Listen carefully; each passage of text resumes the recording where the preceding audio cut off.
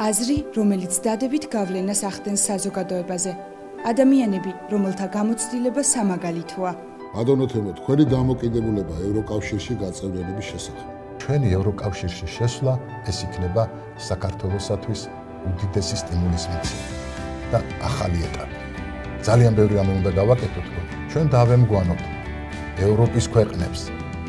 ევროპის ქვეყნებს დაემგვანენ ბალტიისპირეთის ქვეყნები და ჩვენც არ გაგვიჭირდება ამის გაკეთება, თავარია მონდომება, თავარია შრომა.